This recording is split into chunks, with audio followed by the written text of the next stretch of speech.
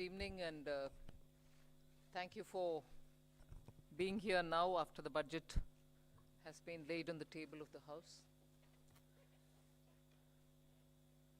As opening remark, I'll just give a few indications of what has been highlighted in the budget.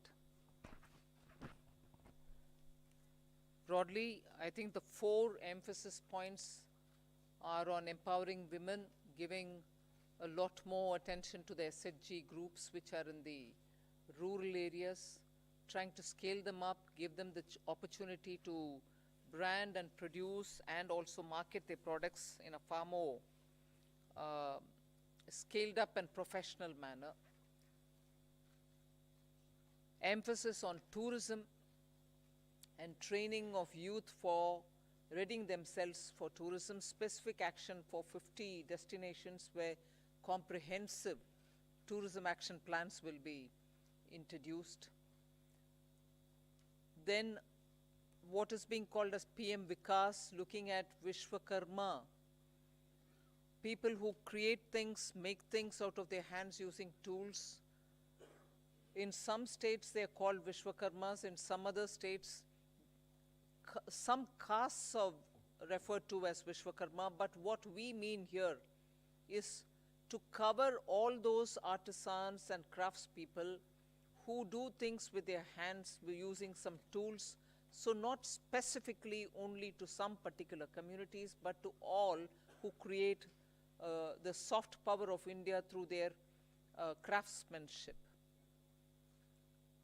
Then the four is green growth, the fourth one, which is in every sphere of life, we have policy interventions and enabling provisions made so that India moves fast on the transition to renewable energy, the investments made for hydrogen mission, renewable energy transitional facilities which we need, natural gas, and also looking at biogas, also evacuation of power from renewable energy sources located in Ladakh to the rest of the country. So those are four highlights which I'd like you to go back to see the scale in which we are approaching these issues and the impact that it will have on large sections of India's population. Then, of course, I gave 7 priorities, which began with talking about inclusive growth, investments in infrastructure, also reaching the last mile so that those who are still left without a house or a sanitary facility or a road which is reaching them, and so on. So the last mile, reaching the last mile for those who desperately need that kind of a link are all being covered. Then we are also looking at a very futuristic fintech financial sector for which we have brought in some specific ideas. We are looking at also improving the industrialization of this country where people will be trained for Industrial Revolution 4.0, which means they're going to be trained for AI, IoT, using Web3 in other words. So training manpower to ready themselves for industries which are rapidly becoming industrialized in the Web3 context. Then digital economy, unleashing the digital power of India in various walks of life, setting up an artificial intelligence research center, center for excellence. So all these are in part A.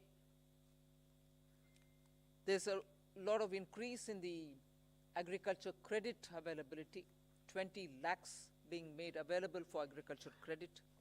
Also a sub-scheme under the PM Matsya Sampada Yojana, making sure that people living in the coastal areas are going to benefit from it, fishermen are going to benefit from it. Now, if largely the part A has looked at these, part B has aimed at rationalizing the customs duties, also making sure personal income tax, after a very long time, has had substantial changes which will benefit the middle class. And also because this country has been waiting for direct taxation to be simplified. Also, waiting for direct taxation to be a lot more easy in compliance. And therefore, the new taxation regime that we brought in for direct taxation 2-3 years ago has now got greater incentives, greater attraction, so that people can unhesitatingly move from the old to the new. Of course, we are not compelling anybody. Those who want to remain in old can still remain there for enough justifications that they can have. But the new one, obviously, is now attractive because it gives greater rebate. It also provides for a simplified and smaller slabs, lower rates of taxation, and also slabs which are nicely broken down. So with all this, I think the budget, I've not gone into specifics, but I thought as an opening remark, this much will be sufficient to say this is a budget which is beautifully balanced. Both growth considerations, because the capital investment has never before seen double-digit investment announcements. 10 lakh crore, which includes 1.3 lakh crores being given to states, is going to give a big leg up for capital investment from government.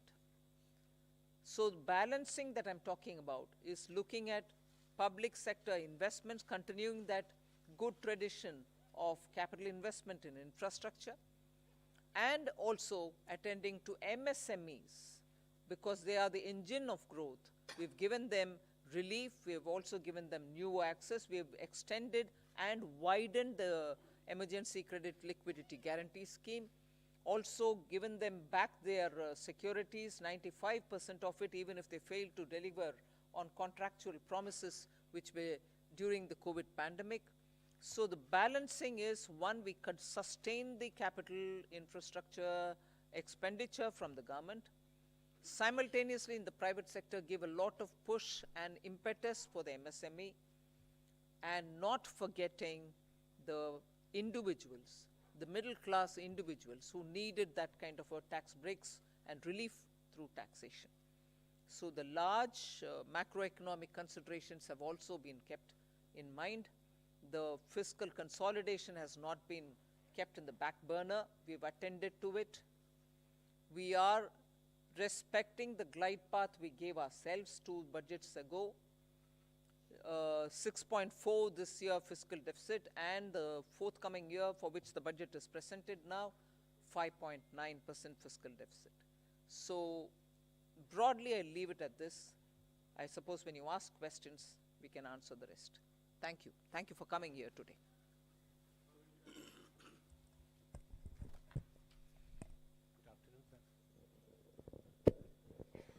Good afternoon, ma'am. Shishir here from Hindu Business Line. Ma'am, my question is that when there is an announcement for 7 lakh rupees under new tax regime, that will no tax to be paid, and then you are talking about rejigging the new tax regime, does this mean that this is the end of exemptions for various incentives, exemptions for investment and savings? Well, I've already addressed this, I think. We want to make the new tax regime, which is without exemptions, attractive enough for people to think that this will be the best option, so make the compliance a burdensome exercise. If rates are so low, you're going to benefit net by gained farm would have resulted in probably net amount being the same. So we made this a lot more attractive. But if there are people who still think that being in the exemption regime, which is the old regime, benefits them, they're welcome to continue where they want. But yes, the ultimate attractive, and that is why we've come up with this. Ma'am, but in terms of capital expenditure, when you do that, does it actually trickle down to the people? Does it create jobs? I know you've been doing this for the last 2 years. Are you sure that this will really trigger people? You haven't really touched about it, but you have had the letter from RBI. We hope that it will be under the check of vote, answer to both these points.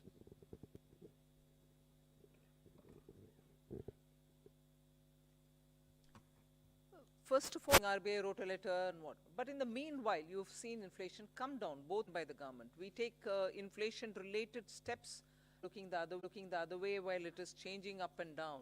We have kept attending to it, and as a result, you find the explained that we've attended to it with all earnestness, having respected the glide path we gave ourselves earlier. Yeah. You may want. I would have appreciated if you asked me, you said something in the BE, but you've not really exhausted what you put forth. You've not received. I would have been happy to answer if that were to be the case. But you're asking me a question about, in the sense you are implying that we have fully utilized what has been kept for capital investment. Therefore, it makes me feel odd that you're asking a question and money is utilized, and that it is utilized is coming through from the budget statement. How not all projects can be completed, even 1% without human intervention. So obviously jobs are happening in the ground. So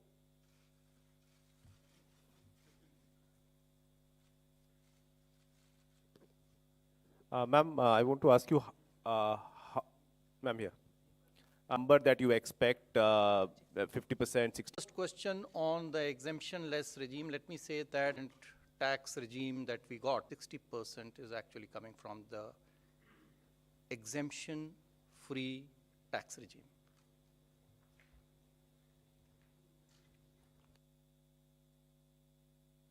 Individuals' data we will not have, but we are very hopeful that this particular scheme for individual taxpayers, the PIT, I think the majority would prefer. I mean, all of you, if you all do your own calculations, I think majority here would be now wanting to shift irrespective of their incomes and the deductions and exemptions that they claim. They would be finding it more attractive to shift to the new tax regime, majority of them.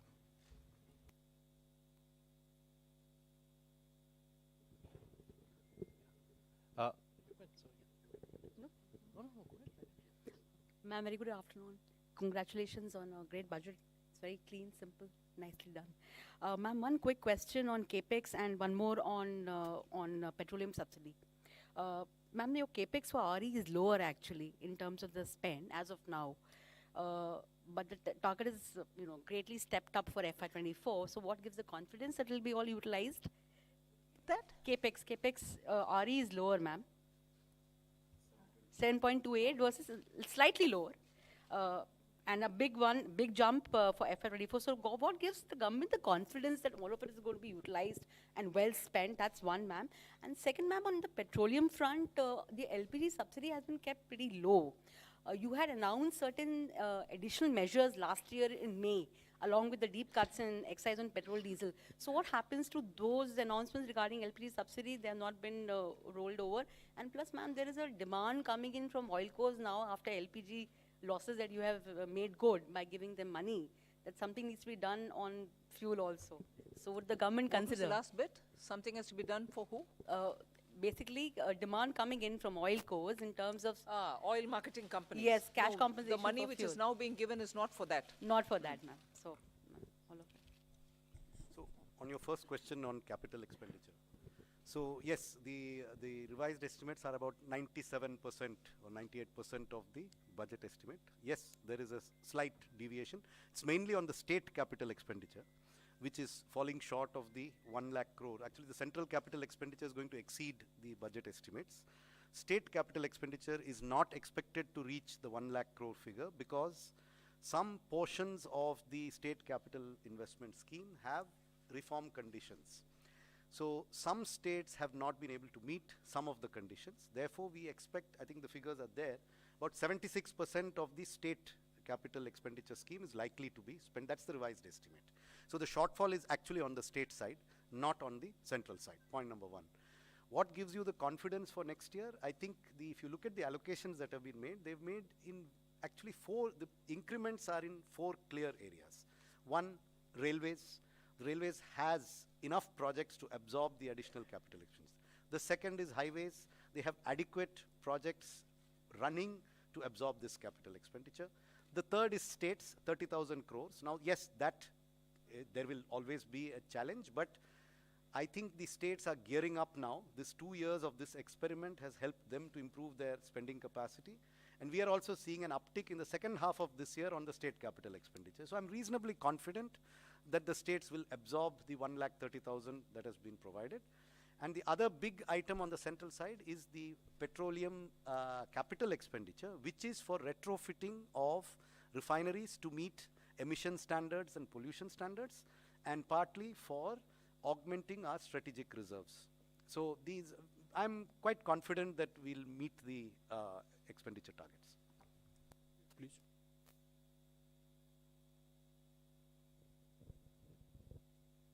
Tarun Sharma from Zee business ma'am जो disinvestment का जो target है वो 65,000 से 50,000 किया है और next year का 51,000 किया है, तो मैम इससे हम ये समझें कि जो दो गवर्नमेंट बैंक का जो प्राइवेटाइजेशन होना था और जो दो इंश्योरेंस कंपनीज का जो प्राइवेटाइजेशन होना था वो अब 2024 के बाद ही संभव हो पाएगा, उससे पहले नहीं हो पाएगा, क्योंकि मैम जो टारगेट ये कर रहे हैं. दूसरा सवाल मेरा संजय सर से है.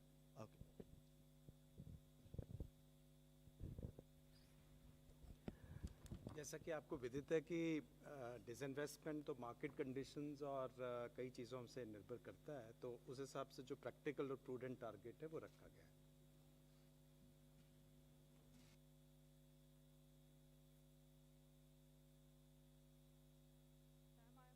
From the New Indian Express. Ma'am, what was the need to lower effective tax rate for high income group at this point in time? And also tax collection at source has been increased from 5% to 20% on overseas tour package. So what is the reason behind this massive increase? See, the tour packages are generally taken by people whose effective tax rate is certainly more than 30%. So if we are charging them 20% TDS, I don't think it is high. We have, our attempt always has been to charge TDS at more or less similar rates, if not exactly the same rates. So that answers your question number one. Question number two on, I think you are referring perhaps to surcharge, which has been reduced. Well, our rates, the highest tax rates in our country were amongst the highest, even more than, some of the developed countries. And so, in any case, it was introduced as an interim measure, and so that has now been reduced, so that the effective tax rate, highest effective tax rate becomes 39%. I'd just like to supplement that. There is a consistent theme, if you see, both on the new tax regime and on the changes that you're seeing in this budget, that the move is towards lower rates, but fewer avoidance measures and exemptions. So if you look at high net worth individuals, there are a number of tax avoidance removal measures in this budget, along with the reduction in surcharge. So if you look at market-linked debentures, if you look at very high-value insurance policies, and a few other measures, so the marginal rate is coming down, but some of the devices used predominantly by those in that highest marginal tax rate are also being rationalized. So it's not necessarily a net reduction, it is a reduction from a high marginal rate, inducing certain avoidance devices, to a lower marginal rate with fewer opportunities to avoid. 74, please.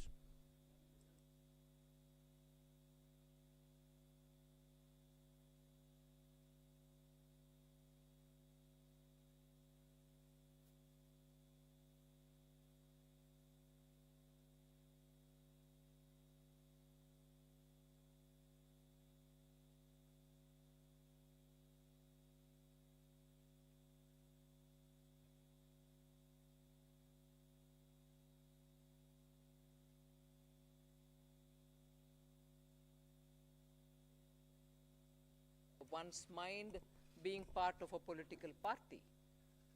But consistent with what we believe, we placed our emphasis and priorities on those. And that's what you've seen in the budget.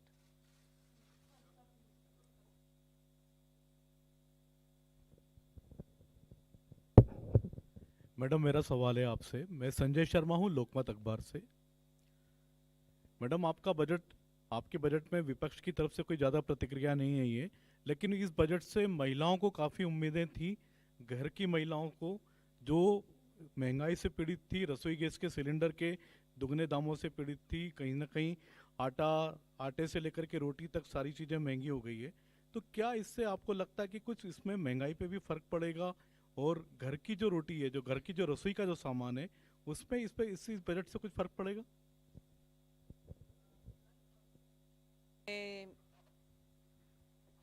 Government का निर्णय को देखे होंगे कि गेहूं के लिए market में रिलीज करने के लिए आदेश हुआ है, जिससे गेहूं के दाम कम होने के इतना क्लियर इंडिकेशन है, जिससे सीधा घर में रसोई में फर्क पड़ेगा ही पड़ेगा। सो उसको आप बोलना नहीं है। ये नहीं है कि मैं उसके ऊपर कुछ बजट में नहीं बोले, मगर बजट से बोलने से पहले एक्शन ही हो गया है ना, कि घर की रसोई के लिए गेहूं आटा के लिए मार्केट में रिलीज करने के लिए निर्णय सरकार ऑलरेडी कर चुकी है। एक मिनट। साथ ही साथ जो है महिला जो है वो भी एक परिवार का सदस्य है, तो जो रिलीफ जो इतना टैक्स पर्सनल इनकम टैक्स में दिया गया है वो भी परिवार के पास में और महिला के पास में आएगा, उसके हाथ में आएगा, जिससे वो अपना घर का खर्चा चला सकती है। सो वो भी एक महिला के लिए, हमें नहीं देखना चाहिए कि महिला के लिए नहीं है, वो भी महिला के लिए एक बेनिफिट है। गेहूं पुरुषों के लिए भी है और महिला के लिए टैक्स भी है। Hi, ma'am. Meghna Mittal from ET Now. The fiscal glide path that you have given is 4.5% by 2025-26, which may be considered slightly bold. But does it also indicate your confidence in continuing tax buoyancy in the coming years? Somanathan has already answered it. Yes, tax buoyancy, as you saw even yesterday, GST collection figures have come. Direct taxation buoyancy is also observed in the current year. That is one thing. I think to the credit of this team, there's been a very robust management of macroeconomics. That certainly bears impact. So all of us might talk about this particular step or that particular step, but I think together, revenue, expenditure, disinvestment, banking, all of us together have worked in such a way that where you can earn more through tax avoidance related measures, and similarly where you can bring in more people into the tax net, you are taking steps. Similarly, prudent ways of effective expenditure without cutting down expenditure, committed expenditure or other expenditure, are all ways in which you're making money mean more, and for every rupee that you spend, you get a better set of returns. So I think efficient management also has a very big role to play here. I just wanted to add to your question. The estimates in the budget, the revenue estimates in the budget, do not assume a buoyancy greater than 1 for the coming financial year. It assumes a buoyancy of 1. Gross taxes are expected to grow by the same 10.5% by which we have estimated the GDP to grow, which is slightly lower than the figure implied by the economic survey. And therefore, we are assuming only a buoyancy of 1. But if the experience of this year is repeated next year, then it may in fact be more than 1. But we have taken a conservative assumption. And I think the very fact that the commitment to 4.5% was reiterated word by word in this budget gives you an indication that we feel that we have the means and the ability to reach that target by 2025-26. I would also point out that many of our expenditure increases are on discretionary spends. We have kept a very tight lid on the irreducible types of expenditure, and therefore there is room in the budget, both on the revenue side and on the expenditure side, for us to reach that fiscal deficit target by 2025-26. And it is not likely that the finance minister has reiterated it in parliament today. Ma'am, Timsi Jaipuria from CNBC TV 18. Ma'am, I have two questions. Firstly, okay, on the TDS reforms, you've come out with two specific reforms. For one, 20% TDS on foreign investments. Why has this been introduced? Is it to curb the flight of capital or investments which was going outside the country? And secondly, on students who are going outside to study, on that also the TDS has come, there's a 5% that has been levied, or it has been it has been reduced. There is no change on education, or absolutely not. That's wrong. Your facts are wrong. But what happens to the amount that one spends in staying there as a Timsi, student? first correct the thing which you've said, because yours is a very powerful voice, and that can spread among your dosts, and that can go out. No change has been made for education or health purpose, LRS. Please, I hope my voice is audible much more than Timsi's. Thank you for correcting me, ma'am. But on the foreign capital, on the foreign investment, the TDS of 20%, if you could I already explain answered the your, rationale. I think this question was asked and I already answered it to say that for those categories of people who are, to pay for the tax. To make these remittances, but whose tax returns are, if you don't collect the tax at this, if you are able to make remittances to invest in a almost certain. We have a lot of public investment and private consumption. Are you still happy with the private investment? Are you still expecting it to grow? Or do you think for the moment it is only public investment that will go on? Hi, yesterday in the press conference, we answered this question, and we also had a slide up there in the presentation we made yesterday that private capital investment has been improving every year in the last 3 years. For example, in the first half of 2021, based on quarterly earnings reports filed by listed companies, the capital expenditure was 2.1 lakh crores, which increased to 2.4 lakh crores in 21-22 in the first half, April to September. And 22-23, it has gone up to 3.3 lakh crores. And then you look at the RBI survey on capacity utilization and investment spending plans of the respondents. There is a very clear sign that many private sector companies are looking to enhance their capital expenditure. So both in terms of intent and in terms of actual spend, private capital investment is showing very clear signs of revival. Thank you.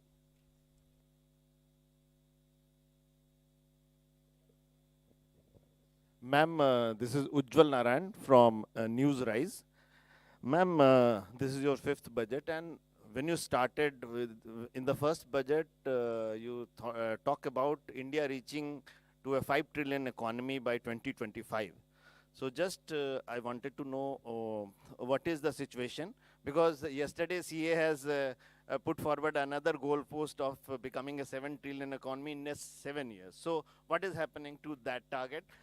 That is my simple question. Say, we are moving along to achieve our targets, both mine and his. We'll achieve, we'll achieve.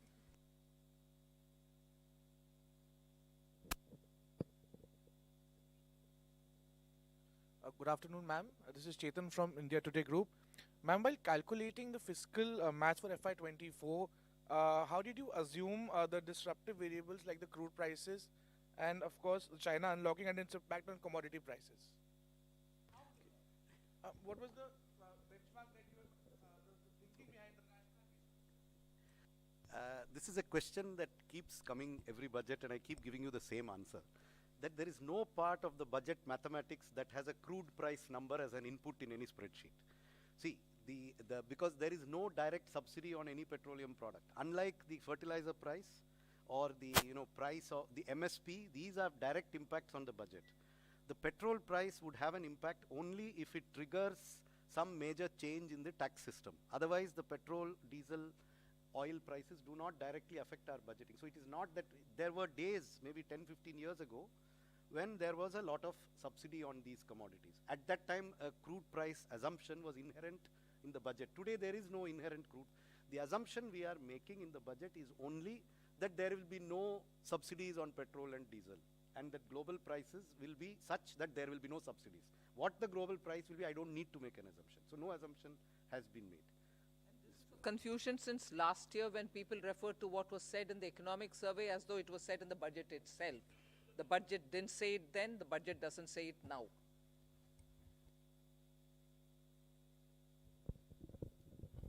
मैं आमिर हूँ news nation से। पहला सवाल तो ये कि जब शुरुआत हुई थी एक तरह से मोदी सरकार की, तो कहा था कि अर्थव्यवस्था को बेहतर करने के लिए कड़वे घूंट पीने पड़ेंगे और बहुत ही कड़े मेजर्स लिए गए स्टार्टिंग में।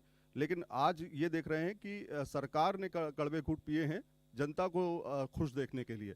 तो क्या ये एक चुनावी बजट है, इसको मानती है? और पहला ये, दूसरा ये कि इनकम टैक्स में जिस तरह से जो छूट की सीमा है, जो पहला फेज़ है आपका जिसमें 7 लाख तक की छूट है, तो उसमें वो फेज़ आपको लगता है कि इससे राजस्व पर भार पड़ेगा? कितना भार पड़ेगा, कोई एस्टिमेट है इस पर? We have said it in the budget speech itself as to what is the net revenue foregone. उसका घोषणा ही कर चुके हैं हम, हिडन नहीं रखे। So वो आ गया है 35,000 Direct taxes 37,000 crore, indirect taxes 1,000 crore, additional revenue through indirect taxation measures 3,000 crores, and so net is 35,000 crore.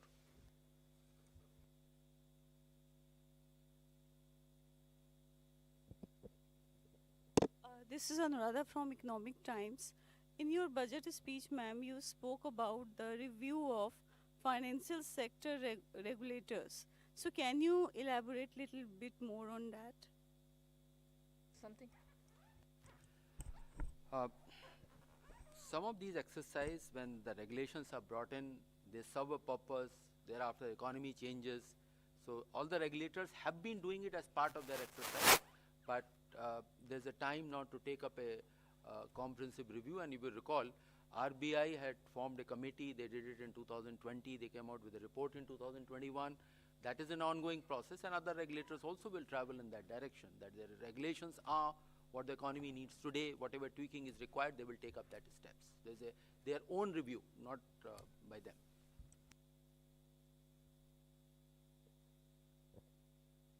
Ma'am, congratulations on your penultimate budget. And ma'am, am I audible, ma'am? Congratulations on last full budget, and I just wanted to understand, you have mentioned, alluded to Banking Regulation Act Amendment and Banking Companies Act Amendment.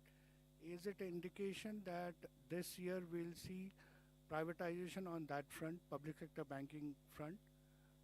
And if you could also throw some light on what kind of amendment it will undertake, apart from, allowing public sector bank for privatization. These measures are for improving the governance of the boards and then investors protection, etc. These are not to do with any disinvestment or the privatization measures. These are the different set of measures. Over a period of time, the things have changed, and the Banking Regulation Act also fall in line, or not fall in line, has to be aligned with the present day needs, what the directors are, who can be there, what their terms are going to be. So those kind of amendments are there. And one component, of course, is on the investors protection areas as well.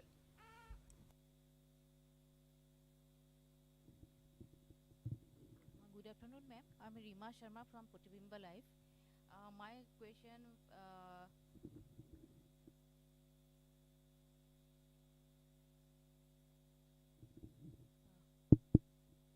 my question is regarding MSME sector in the northeast, especially in Assam. During pandemic, that Assam handloom sector and bamboo sector badly affected. Many artisans forced to close their work. So in your budget, you have saying something MSME sector, you have given some relief and widen the possibilities. So as Gamusa also getting GI tag this time, so do you have any special relief for the Assam and northeastern artisans, especially in the handloom sector and bamboo sector?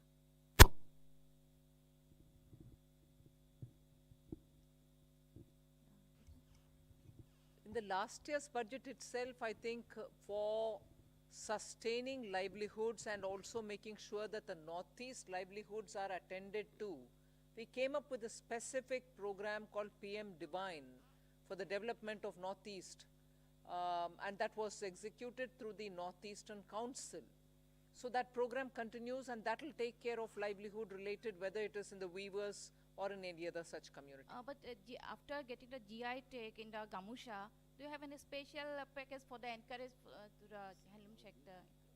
So that is something which the state government will have to tag along with the existing programs, either through the handicrafts program, the artisan and other things that we're coming up with, for which the rules will come out. Either they can use it, or the textile ministries. I'm sure they can always find out from the textile ministry for GI tagged Gamusha. They can ask for a dispensation. So this is possible, but that is for the state government to interact with the respective ministries. Can you a little bit elaborate what kind of I can't elaborate more, ma'am. You should ask the state government to deal with it for the respective ministry. In your budget relief, what kind of relief you have given? Can you little bit elaborate it? In my budget relief. The MSME sector. For MSME or for Gamusha or for GI, what are you asking? I'll send you some information. Ma'am, let's move on with other questions. Good evening, ma'am. Arup from Business Standard. Ma'am, in this year's fiscal policy statement also you're speaking about unprecedented global headwinds and challenges. And again, you have not given forecast for the two succeeding years, in this case FY 24-25 and 25-26, although you have an internal consolidation roadmap. So are we going to see this as a new normal where you're not amending the FRBM Act again, and you're not giving two succeeding years forecast, but you will continue having an internal roadmap? Yeah. Yeah, but you're not amending for the third consecutive year, you're not amending the FRBM Act, and you're not giving two succeeding years targets. Yeah, but we have given a glide path, and we are every budget stating whether we are aligning with the glide path given or not, right? So that pandemic was the new normal for 2 years, hasn't it been?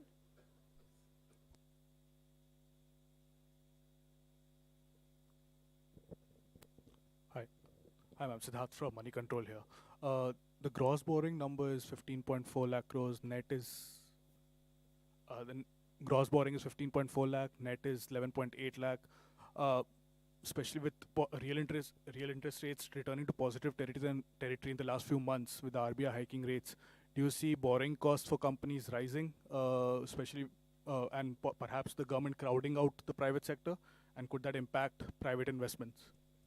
So I think the question of crowding out, actually the increase in borrowing over the previous year is 8%. The economy has grown at a nominal rate of 15% over this same period. So this is a level of borrowing which I think will not lead to any incremental crowding out. In fact, as a percentage of the size of the nominal economy, the total gross borrowing is actually going to be lower in 23-24 than in 22-23. So incremental crowding out, I think, is not a significant issue, and that I do not think will lead to any impact on borrowing costs in the private sector.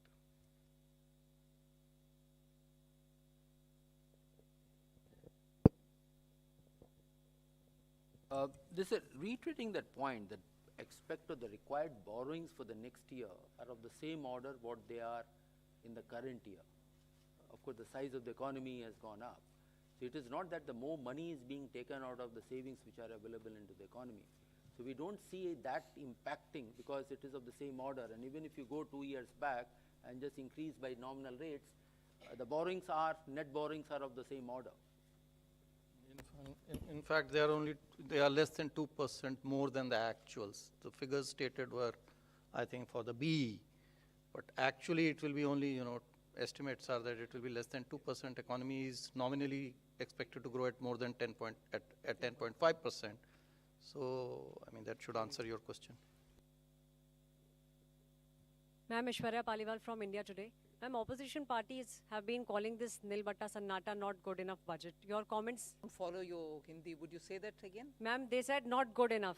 Most of the opposition parties for the budget. Ma'am, your comment on that? For what reasons, if I may know? Not good enough for what reasons, ma'am? If you would like to repeat their words. They have said, ma'am, most of the No, political I'm parties. saying if you could please repeat their words and say not good enough, for what reasons per se? They said nothing for the. Nothing they said nothing much for the middle class. Most of the this is what those parties. Ma'am, do you believe India will remain a bright spot, ma'am? Please do. Agle mein kya? Next question, please.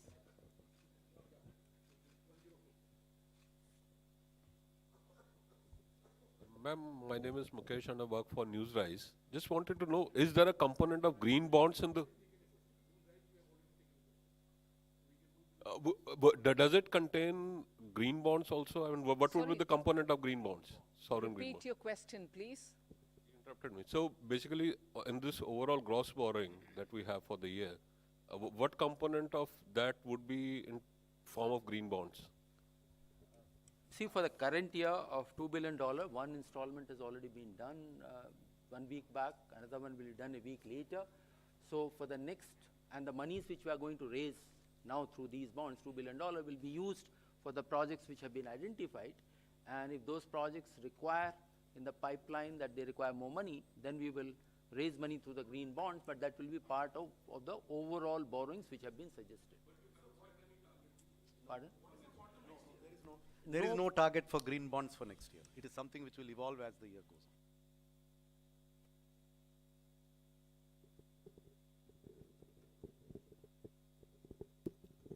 on. Ma'am, this is Primangshu from Anandabajar Patrika. You have said that your capital expenditure has reached 10 lakh crore, but the interest payment expenditure that has also reached 10 lakh crore. And the interest payment burden, it is almost 40% of the revenue received. So do you think it is a matter of concern for?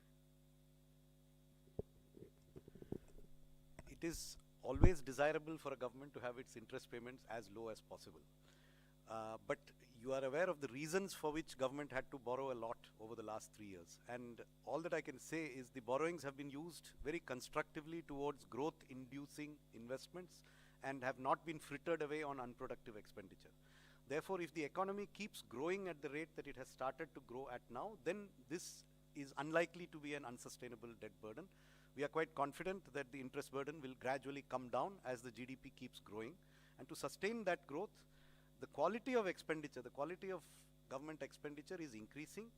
The revenue deficit is falling even faster than the fiscal deficit. So we are actually seeing an improvement in the quality of public expenditure, which will enable us to sustain this higher interest burden, which is a result of history. 2 years of COVID, where the entire globe has seen an increase in interest burden in all governments all over the world.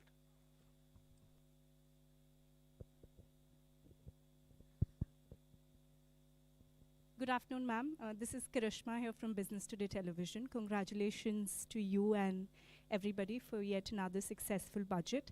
Ma'am, you did talk about simplification of the tax regime. So my question is on the capital gains tax regime that was also expected. It was not a part of the budget announcement, but it's expected that a simplification could be done in the coming months. Is that something on the cards?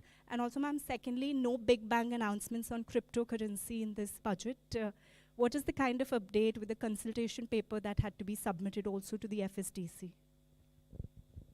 For your question, first question, I have no answer because it's your expectation. You kept about it for the last few months and then you want me to answer on that? Oh, have they been? They've not told me about it. No.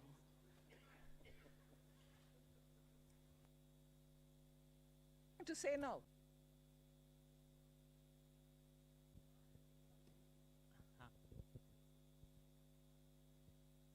Ma'am मैं आलोक CNBC आवाज़ से हूँ sir. Ma'am मेरा सवाल ये है कि जो TDS को लेकर क्लैरिफिकेशन आई हैं और उसमें ख़ास तौर से जो 10,000 का जो थ्रेशोल्ड लिमिट है कई सारी चीज़ों पर ख़त्म कर दिया गया है, ख़ास तौर से ऑनलाइन गेमिंग को लेकर। इसके पीछे क्या रीज़न है? ऑनलाइन गेमिंग को लेकर अभी भी क्या सरकार काफ़ी कॉन्शियस है या ऐसा लग रहा है कि अभी भी टैक्स लीकेज है वहाँ से? या बाकी चीज़ों पर भी जो ख़त्म किया गया है ये TDS के लिए जो 10,000 का एग्जाम्पशन, उसके पीछे क्या रीज़न है? देखिए TDS जो ऑनलाइन गेमिंग पे है अभी प्रत्येक विनिंग के ऊपर में था, लेकिन जो ऑनलाइन गेम्स हैं वो कई सारे गेम्स मिला करके एक सेशन बनता है। एक गेम कोई नहीं खेलता है, कई सारे गेम्स जो हैं एक साथ खेलते हैं। तो इसलिए जो TDS अब लागू होगा वो समस्त गेम्स पे सामूहिक रूप से जब नेट जो विनिंग होगा, जो वो अपने पैसा जो उनका जो एक अकाउंट में से वो निकालेगा, तभी उसके ऊपर में देखा जाएगा कि कितना उसने प्रॉफिट कमाया है, कितना उसका विनिंग हुआ है। उसके ऊपर में टैक्स जो है लगेगा और उसी के ऊपर में TDS भी लगेगा। और यदि वो 10,000 रुपये से अधिक है तो TDS पहले लगता था, अब वो 10,000 की लिमिट हमने हटा दी। तो लिमिट तो हटा दिया है, लेकिन ग्रॉस पे लगेगा और नेट पे लगेगा और प्रत्येक विनिंग के ऊपर में नहीं लगेगा। ये हमने बदलाव किया है। So 2 changes have been made. One is that the taxation will be on the net winnings, because in online games generally you play a series of games over days. You don't play it, just one game and, like, you would be doing, say, race horsing would be, maybe once in a while. But this is over a period of time. So whatever are the net winnings, when you take that money from your account that you have made with the online gaming platform, the tax will be on that. So this is one change. The other change is that the TDS previously was on each winning, irrespective of the amount, on 10,000 and more. If the winning is 10,000 and more, so some of the online gaming companies were keeping winnings lower than 10,000, say 9,999. So that we have removed. So there is no now threshold on TDS. That is the second change.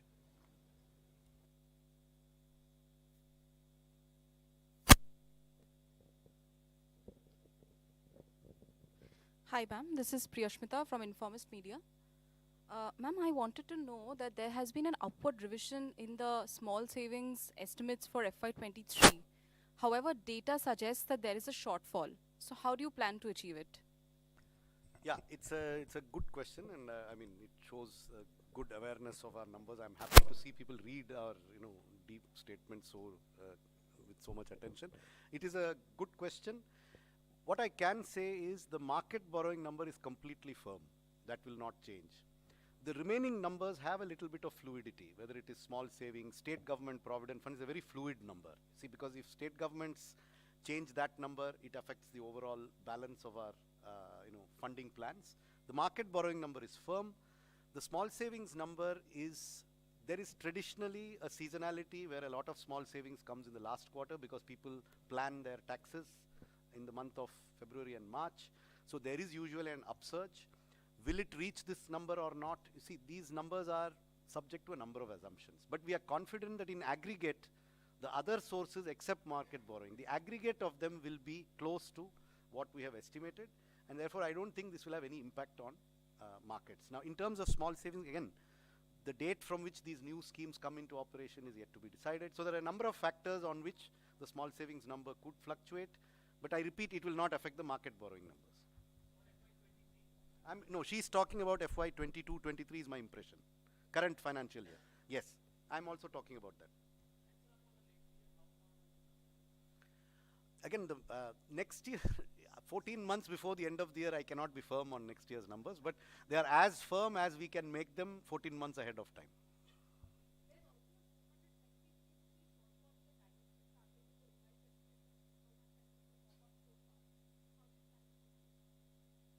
Well, I mean, if there is a shortfall somewhere, there is an increase somewhere else.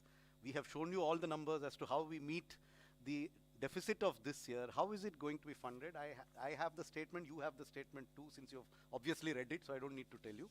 So that's how we will fund it. So this is a big budget in which something goes up, something goes down. Revenues have gone up, expenditures have gone up, some things have gone down.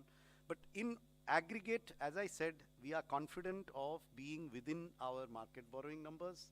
We are confident that the deficit that we have projected for the revised estimate is reasonable and will not be exceeded significantly. It will not be exceeded significantly. Beyond that, I cannot give you a pinpoint. You cannot land a Boeing 747 on a helipad. So, it's a huge thing. There will be minor, fluctuations here and there. But at a macro level, our numbers are good. I'm confident about us.